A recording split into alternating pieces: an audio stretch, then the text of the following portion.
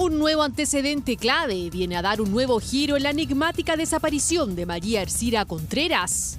Los recolectores notaron que las bolsas pesaban más de lo normal, sin embargo no las abrieron. Un recolector de basura y un testimonio que podría dar un radical vuelco en esta historia. Agoten todas las diligencias tendientes a ubicar, empadronar y tomar declaración por delegación fiscal expresa a los funcionarios recolectores de basura que practicaron la recolección de desechos del Fundo Las Tórtolas al día siguiente de ocurrida la denuncia. A más de un año de su desaparición, la revelación de estas nuevas pistas podrían acercar a la verdad de un caso que ha generado revuelo a nivel nacional. Detalles exclusivos que le mostraremos a continuación en Contigo en la Mañana.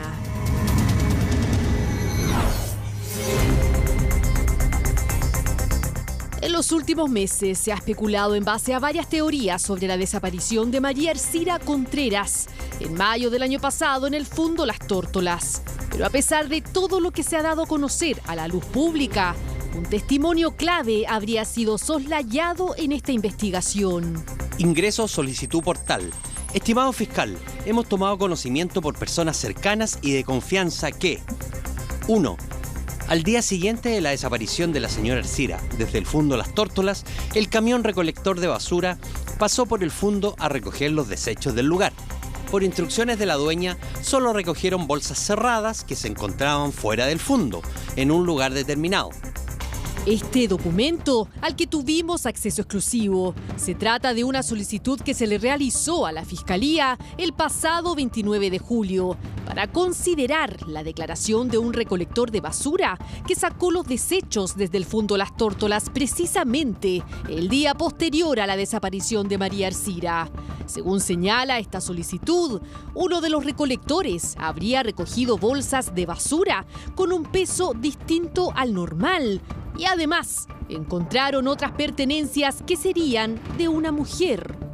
Los recolectores notaron que las bolsas pesaban más de lo normal, sin embargo no las abrieron. Igualmente, se percataron que en el lugar en el cual estaban depositadas las bolsas había un anillo y un colgante que parecían ser de una mujer. Los recogieron manteniéndolos aún en su poder. Los recolectores que pasaron a buscar la basura serían de Coyihuay, una zona rural perteneciente a la comuna de Quilpué en la quinta región. Y el chofer del camión recolector respondería al nombre de Pedrito. El documento solicita la orden de investigar ante este nuevo hecho y expresa que estos recolectores, quienes se quedaron con estas joyas encontradas, también estarían dispuestos a hablar. Están dispuestos a declarar en la investigación bajo reserva de identidad sobre lo que vieron, entregar las alhajas e indicar el lugar desde el cual se levantaron las bolsas de basura, así como el lugar de disposición de las mismas.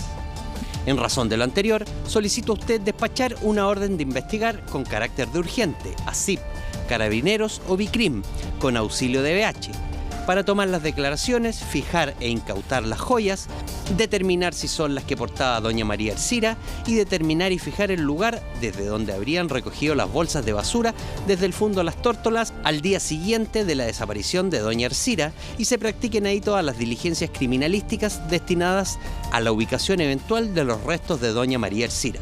Muchas gracias.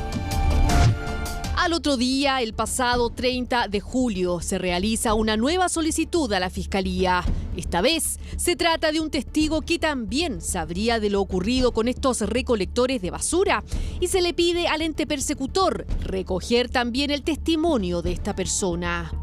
Estimado fiscal, junto con saludar, solicito se tome declaración al siguiente testigo, quien tiene conocimiento de lo que ocurrió con los recolectores de basura al día siguiente de la desaparición de doña Ercira. Puede entregar datos para su ubicación y relatar lo que sabe sobre este aspecto para permitir agilizar estas diligencias. Muchas gracias. Ambas solicitudes fueron aprobadas por la Fiscalía, tanto para tomar la declaración de los recolectores de basura como del testigo que también aseguraría el hecho. Solicitud de diligencias de investigación. Aprobado, despáchese IP a BICRIM a fin de que agoten todas las diligencias tendientes a ubicar y tomar declaración por delegación fiscal expresa al testigo Agoten todas las diligencias tendientes a ubicar, empadronar y tomar declaración por delegación fiscal expresa a los funcionarios recolectores de basura que practicaron la recolección de desechos del Fundo Las Tórtolas al día siguiente de ocurrida la denuncia, para lo cual se sugiere coordinar su testimonio con el abogado querellante. Correo, fono, plazo, 30 días. Atentamente, Bicrim Limache. Se realiza por 2 CIAU. Atentamente, Sistema de Información, Atención de Usuarios, Fiscalía Chile. Pero desde que se aprobó esta solicitud por parte de la Fiscalía, ya han pasado más de 2 semanas. ¿Qué ha pasado entonces con estas diligencias?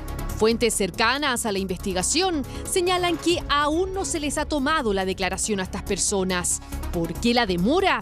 ¿Por qué este antecedente vital para la investigación del caso no fue considerado con anterioridad? Teníamos la esperanza de haber llegado a algo, pero también por otro lado sentimos lo peor, que podía haber pasado lo peor con ella y fue una sensación horrible. Antes de conocer este nuevo antecedente, otra pista se dio a conocer y que también habría encendido las alarmas de la investigación.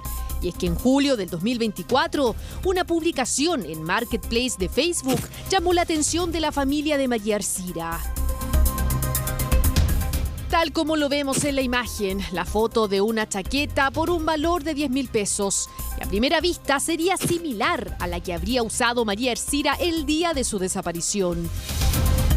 Los policías ubicaron a la mujer, quien señaló que era comerciante y que había comprado la chaqueta en el mes de abril del año pasado. Compro ropa en todas las ferias, tanto en Quillota, Belloto y Viña del Mar, por lo que en particular la chaqueta marca Basement talla M de mujer, color café. La compré en el mes de abril de 2024, recuerdo que fue en 3.000 pesos, y en la feria Aconcagua, la que posteriormente a su adquisición la lavé. Si bien venía limpia, pero con olor a guardado. Chaqueta que posteriormente llevé a varias ferias, pero no logré venderla. Varias personas se probaron la chaqueta, pero al no venderla, decidí hace más de un mes y medio publicarla en Marketplace de Facebook. Usuario Pally Strange. La chaqueta fue incautada, rotulada, sin embargo, se descartó que perteneciera a María Arcira. Por un momento como familia pensamos que correspondía a la chaqueta de mi abuela y fue un momento muy, pero muy angustiante.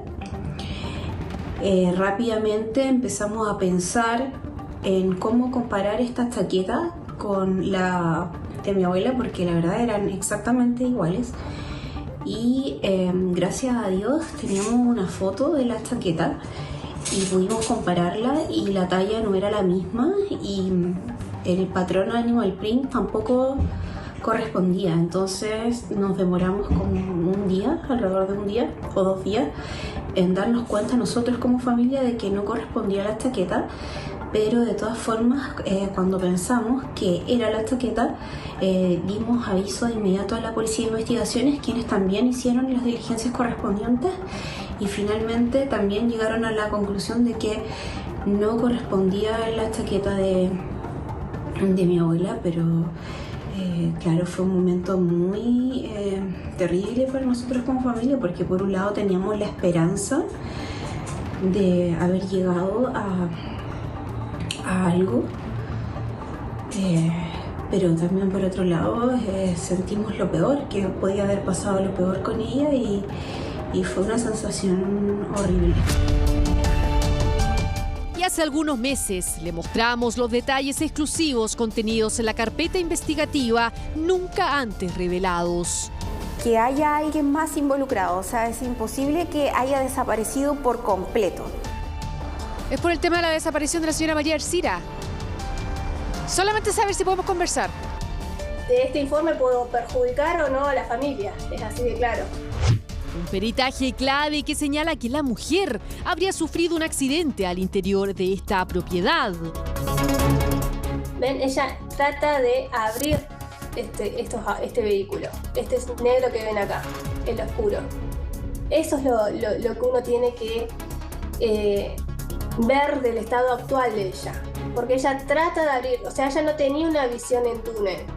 Ella estaba tratando de orientarse y ella ahí no habló con nadie porque todo esto es una pared de vegetación y lo que es el estacionamiento. No hay forma que pueda hablar con alguien a través de ahí, de ese punto. Es decir, ella hace justamente este tramo. Ve a la suegra de mi hermana caminar en esa dirección. Minutos después de que se le ve a mi abuela pasar, detrás de la palmera, se ve, creo que 2 minutos después, a la suegra de mi hermana caminar en esa dirección. Pudo haberse caído el canal y por el tapado le haya podido hacer como una especie de embudo hacia adentro. Pudo haber pasado eso, está perfecto. El tema es que el canal se vació. El camino 1 lo descartamos. El camino 2 es posible, pero tenemos el factor tiempo en contra. El siguiente camino es un portón que también está abierto. Este sí está abierto. Así figura en el expediente, este portón está abierto todo el día. Y es parte de propiedades que tiene el fondo para sus trabajadores. ¿Se pudo haber descompensado en algún lugar, de este camino 3 o de este camino 2? Es posible. El tema es dónde está. ¿Existe alguna teoría en torno a la declaración o lo que pudo haber pasado con el terreno que pertenece a Jacinto Ayala? Yo de Jacinto no puedo decir absolutamente nada, solamente sabemos que él estuvo presente en las cámaras. Yo sé que él dijo que la buscó a María Ercira por orden de la administradora. Bueno, eso tendrá que figurar en cámaras. El número que usted ha marcado no existe. Por favor, verifíquelo e intente nuevamente. Jacinto Ayala ha sido uno de los protagonistas dentro de esta historia, del que menos se ha hablado. Su teléfono aparece como inexistente y la única imagen que se tiene de él es en este video, el que se ve precisamente en el portón del Fundo Las Tórtolas. Él dice no saber nada, tampoco hay alguna evidencia en su casa o en los alrededores. Entonces es un enigma. El restaurante siempre siguió abierto, nunca cerró, la gente seguía llegando. ¿Nunca se acercaron tampoco durante estos días que estaba la policía haciendo sus diligencias? No, a hablar con ustedes, a saber cómo estaba todo. Nunca. De hecho, sentimos que le tenían mucho respeto a los dueños del restaurante. Como esa sensación de que... como un miedo. Como miedo. Nosotros nunca sentimos esa empatía de parte del restaurante. Todo lo contrario, siempre sentimos como hostilidad de parte de ellos. Las especulaciones, en vez de disiparse, solo han aumentado en los últimos meses. A un año de su búsqueda, ¿qué han hecho las policías? ¿Qué peritajes se han realizado? ¿Y por qué en un principio fue declarada como una investigación secreta? Como suele ocurrir en estos casos de desaparición, con una naturaleza tan enigmática como esta, aparecen pistas que pueden dar algún atisbo de esperanza. Acá en la camioneta se ven hombres, ella ve 2 hombres, atrás no ve si la persona era hombre o mujer, solamente logra ver las manos. La primera de ellas, que se dio a conocer de manera pública en este caso, fue la aparición de esta camioneta blanca cerca del Fundo Las Tórtolas. Según una testigo que se comunicó con Carla Hernández, la nieta de María Ercira, al interior había visto un forcejeo extraño, justamente a pocos minutos de que se le perdiera el rastro a la mujer de 85 años. ¿Qué pasa, por ejemplo, si mi abuela iba escondida en el pick-up de la camioneta? ¿Qué pasa si mi abuela iba escondida en el suelo? ¿O qué pasa si esta persona vio algo en relación a lo de mi abuela? La persona dueña del vehículo, por lo que recuerdo, había prestado ese vehículo y la teoría era de que la persona, el copiloto, era una persona mayor y que padecía de una enfermedad mental, entonces por eso querían retenerla como para proteger su integridad. Esa fue como la razón que se dio. Pero hay otras diligencias que ha realizado la policía sin lograr mayores resultados. El primero de ellos fue un presunto avistamiento por parte de un taxista en el aeropuerto de Castro Chiloé, quien aseguró haber transportado a María Ercira junto a otros 2 jóvenes. Sin embargo, tras tomar diversas declaraciones, esa pista fue descartada. De la teoría de Chiloé, esa me convence más, porque al final se llegó a algo y se pudo determinar que la persona no era mi abuela.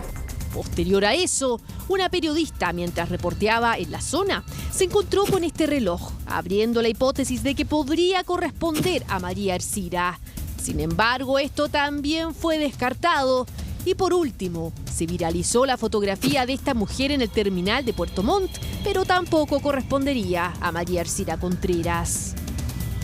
En Puerto Montt lo de Puerto Montt también. Una foto que supuestamente se parecía. Sí, no, lo de Puerto Montt descartado. Bueno, también después había una persona que me mandó mensajes. Todavía no veo esa parte de la carpeta investigativa, pero por lo que he sabido es una persona que solamente quiso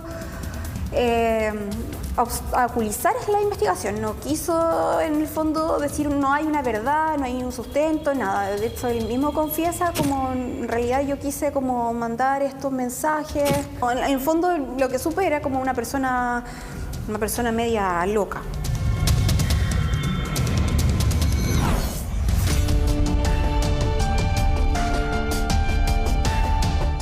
A un año de la desaparición de María Ercira Contreras, Limache y los lugares aledaños al fondo Las Tórtolas parecen haberse detenido en medio de las dudas. ¿Qué pasó con María Ercira Contreras Mella? ¿Pudo alguien secuestrarla hasta el día de hoy? ¿O sufrió acaso un accidente donde el testimonio de estos recolectores de basura podría ser clave para darle fuerza a esta hipótesis? Son las interrogantes que siguen latiendo en torno a una de las desapariciones más enigmáticas y controvertidas de los últimos años.